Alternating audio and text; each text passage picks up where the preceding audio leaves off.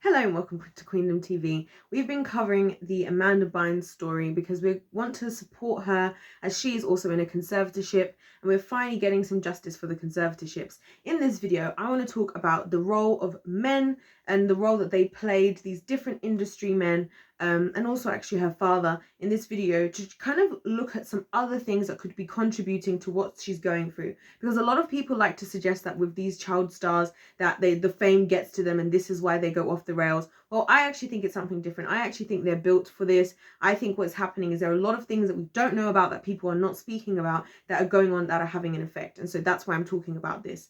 Now, if you look at the story of Amanda from the very beginning, it kind of was bad how it started because she was scouted by a friend of Dan Schneider, and that was the kind of community that pulled her in. And obviously she started to work with Dan Schneider, which I've done a video on my channel about Dan Schneider, and there are many great videos on YouTube about Dan Schneider. He is very, very dodgy, and he's just, the way he wants to be around children and with children and all his feet stuff is all very weird. But this is the environment that she was in, and she was also facing the fact that she wasn't happy with her parents. And so even with Dan Schneider, there was a time where she was actually living with him. There was a time where she wanted to be emancipated from her parents.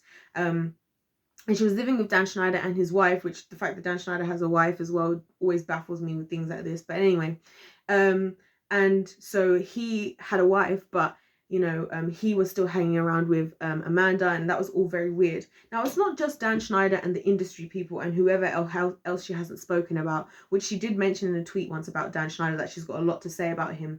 There's also the there are two relationships in particular that I want to highlight that I feel are just an example of the types of things she must be going through. So she was in a relationship with Nick Zano, who I believe she co-starred with in one of the TV shows or a movie.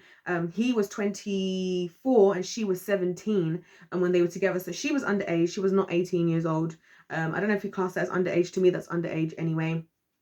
Even at 18 for me is still a boundary. Like, I wouldn't see myself talking to an 18-year-old. So I don't understand why people are like, people like 40, 50 are trying to justify talking to an 18-year-old. But anywho, she was an 18-year-old, 17-year-old, and they were in a relationship. That's very strange and very weird, and it's weird that that was even able to happen. But this is what was actually going on, guys. A lot of the things we're fighting against now, people were just letting people get away with it then. Another interesting thing that I found out is that she had a relationship, she was hanging out with, anyway, Seth, I believe called McLaren, and he's also one of the creators of Family Guy, and she was actually doing voices with him. She was hanging around with him quite a lot, although he was a married man. Again, really weird. Why is a married man just hanging around with a 17, and maybe she was 18 at this time, but a young woman like that?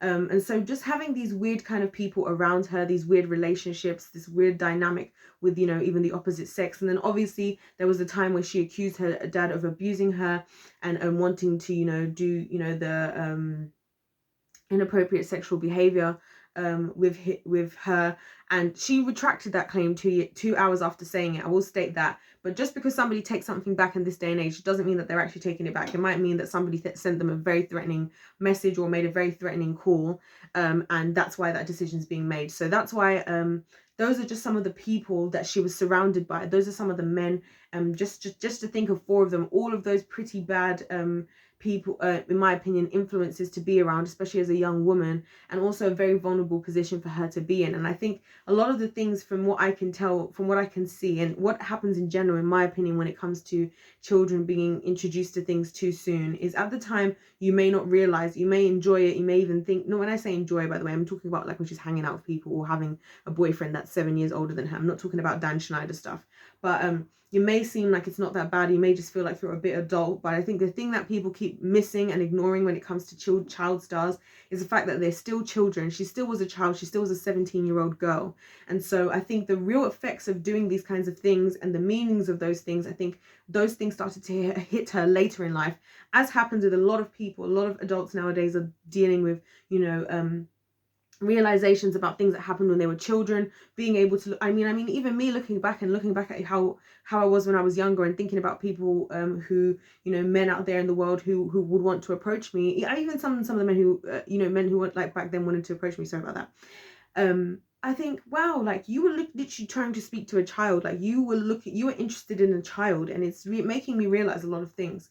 And I think when you start to piece things together as an adult, when you start to understand a lot of things more, especially things you were involved in, that can have a very long lasting effect. And I think people don't really talk enough about this. I think this is so heavy in the industry. Everywhere you turn in the entertainment industry, it just seems there's more and more and more of just these weird, sick, disgusting, twisted men. Also women, let's not forget that. Because people are getting away with it. At the end of the day, these things are happening under our nose. It's the same with Aaliyah and R. Kelly. It's happening under our nose. This is not happening in hidden form. This is happening to the point where there's information out there and people know. So yeah, I just wanted to talk about in this video specifically the guys and just this kind of, and just to think about some examples. If these are just 4 examples we have now, imagine all the different things she might have gone through that we don't know about. And that's why I feel like we should talk about it, because it's important for us to look at all the areas in terms of her conservatorship to make sure that if she wants to get out, which to me she's always been saying she wants to get out, then she deserves to get out, in my opinion. So that's all I've got to say. Please subscribe if you've enjoyed this, and also comment below your thoughts and your opinions. I would love to hear them. Also like the video, and also check out the other videos in this playlist, in my Amanda playlist. Other than that, God bless you all, and I'll see you in my next one. Goodbye.